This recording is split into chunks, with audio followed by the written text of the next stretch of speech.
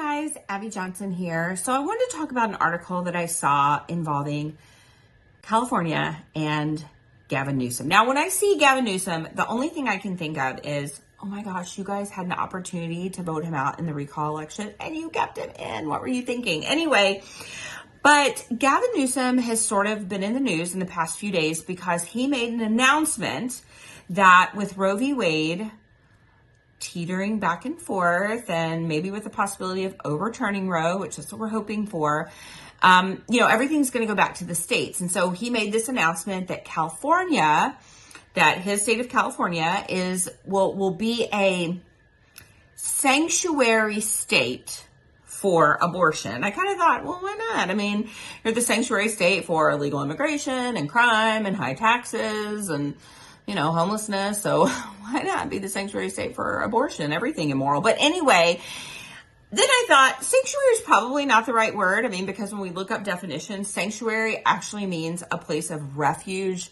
and safety. And then I thought about the abortion procedure itself. And I thought, abortion can never be safe. It's not safe for the baby. I mean, it's not safe for the baby as they're taking an instrument like this and they're sucking the baby out of a woman's womb and they're dismembering the baby through this very, very powerful suction. It's not safe for the baby in the second trimester as they're taking an instrument like this and they're clamping it down on the baby's arms and legs and torso and head and they're pulling it out piece by piece. That's certainly not safe for the baby. It can't be safe for the baby when the baby literally dies in every single abortion procedure. That's not safe. And it's really not safe for the woman either because we know what the emotional implications of abortion are. We know that women are 6 times more likely to commit suicide if they have an abortion. We know that they're more likely to experience anxiety, depression, eating disorders. We know that there are possible physical complications that come along with abortion.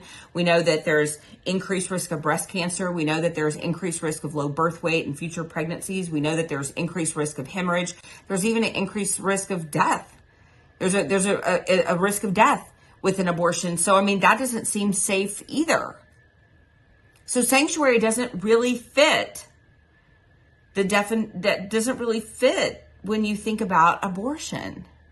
Doesn't really seem like the right word. But not only does he want to declare it a sanctuary city or sanctuary state, but he also wants taxpayers of California to foot the bill. Not just for the abortion, because they're already doing that.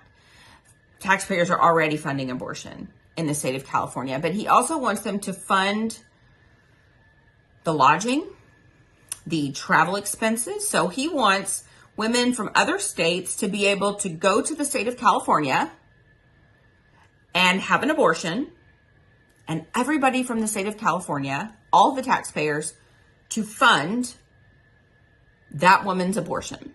And I have to say, I've been reading the comments about this on different websites, and pro-choicers are not really happy about it. People in California are really not happy about this idea. They really don't want to fund the bill for someone else's abortion. Now, a lot of them are perfectly fine with abortion, but they're like, if you're going to have an abortion, then you need to pay for it. I don't want my tax dollars to pay for it. But guess what? If you live in California, your tax dollars have already been paying for abortion.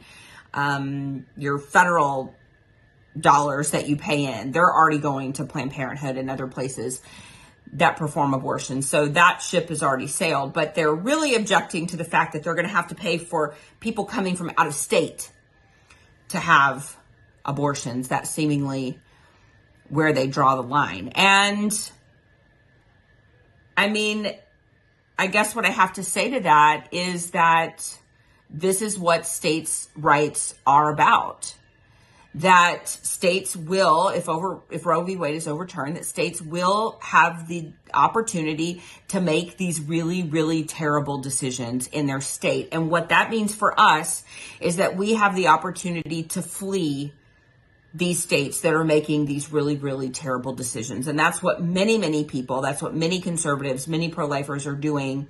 They are fleeing the state of California. They are fleeing the state of New York. They are fleeing these states that are run by these evil people. They're fleeing them every single day, and they're going to more conservative states where they have more like-minded values and their values are more respected.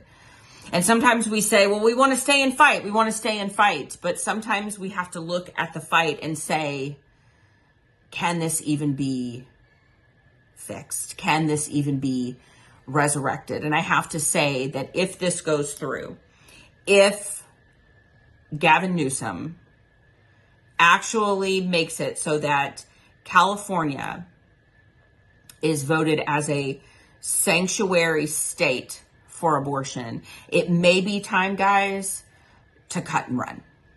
It may be time to say, you know what, we're turning this over. We're completely turning this over to evil and just let them have it. Because honestly, if this happens, I feel like this will cause the state to be on a fast track for complete implosion of the state of California. That's how I feel.